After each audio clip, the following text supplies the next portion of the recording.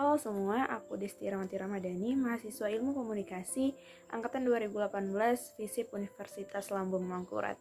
Pada kesempatan ini aku mau membahas sama kalian mengenai masalah swab antigen bekas yang digunakan oleh oknum tertentu perusahaan kimia farma.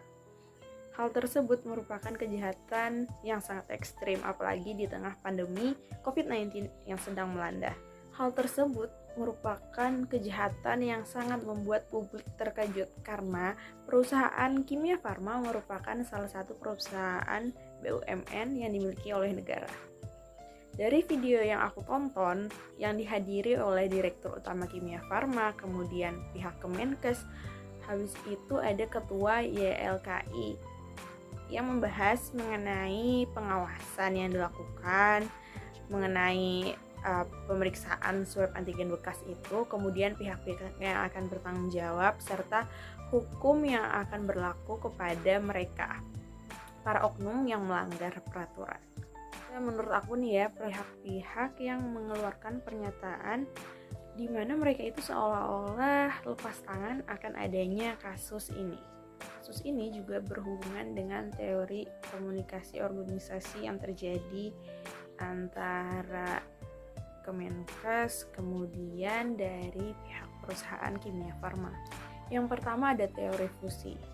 Teori fusi ini adalah teori yang dikemukakan oleh Beck pada tahun 1950. Dia mengatakan bahwa organisasi pada tahap tertentu dapat mempengaruhi individu. Kemudian pada saat yang sama, individu tersebut juga akan dapat mempengaruhi organisasi. Kejahatan yang dilakukan oleh oknum yang menjabat sebagai business manager ini sangat berpengaruh terhadap organisasi.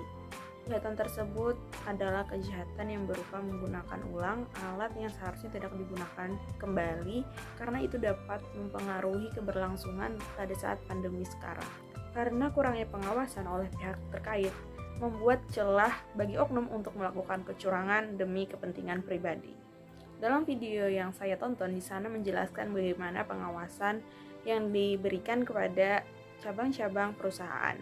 Salah satunya adalah kewenangan yang diberikan kepada business manager, terutama kepada cabang kimia farma yang berada di Kuala Namu, Medan, adanya terkaitan dengan teori komunikasi kewenangan. Menurut Chestnut Blasnak, teori ini berfokus pada sumber kewenangan dari pemerintah dalam menjalankan proses hukum, publik maupun pribadi. Indro Harto juga menyampaikan 3 macam kewenangan yang bersumber dari perundang-undangan. Kewenangan diantaranya adalah atribusi, delegasi, dan mandat. Atribusi merupakan pemberian kewenangan oleh para pembuat undang-undang kepada organisasi pemerintahan. Delegasi adalah merupakan kewenangan yang dimiliki oleh organisasi pemerintah kepada organisasi lain. Sedangkan mandat adalah pelimpahan wewenang kepada bawahan dari atasan.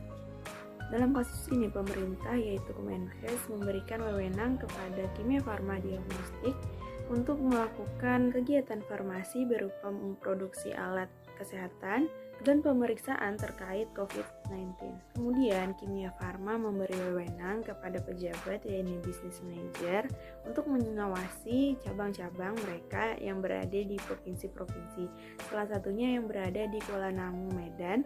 Kemudian, Kimia Farma memberikan wewenang kepada setiap pemimpin-pemimpin cabang untuk mengawasi pemeriksaan terkait COVID-19. Masalah yang terjadi adalah mandat yang diberikan kepada business manager yang berada di cabang, salah satunya di Kuala Namu, Medan. Karena kurangnya pengawasan dari pihak terkait membuat mandat yang diberikan kepada business manager disalahgunakan. Kecurangan yang dilakukan adalah penggunaan ulang alat kesehatan yaitu alat swab antigen yang dilakukan di Kuala Namu, Medan atas perintah business manager, yang mana business manager ini seharusnya sebagai pengawas di cabang-cabang perusahaan. Menurut aku, kasus ini terjadi karena kurangnya pengawasan dari pihak Kimia Farma Pusat dan juga Kemenkes. Kurang mengawasi jalannya pemeriksaan-pemeriksaan terkait COVID-19. Mungkin mereka hanya berfokus pada penanganan dan penanggulangan terhadap COVID-19 tanpa memikirkan kemungkinan kecurangan yang dapat dilakukan oleh oknum tertentu untuk mencapai tujuannya. Karena dalam hal ini, Kemenkes ataupun Kimia Farma Pusat sangat mempercayai oknum-oknum tersebut dalam menjalankan tugas. Mereka memberikan kepercayaan penuh karena ingin bersama-sama memberantas dan menanggulangi COVID-19. Ternyata hal tersebut malah dianggap sebagian oknum sebagai celah untuk melakukan kecurangan dan mendapat keuntungan pribadi. Dari video tersebut juga aku menangkap bahwa adanya lepas tangan dari kedua pihak, yaitu Kemenkes dan juga perusahaan Kimia Farma. Mereka seolah-olah kedua pihak tersebut seolah-olah tidak ingin disalahkan atas terjadinya kasus ini.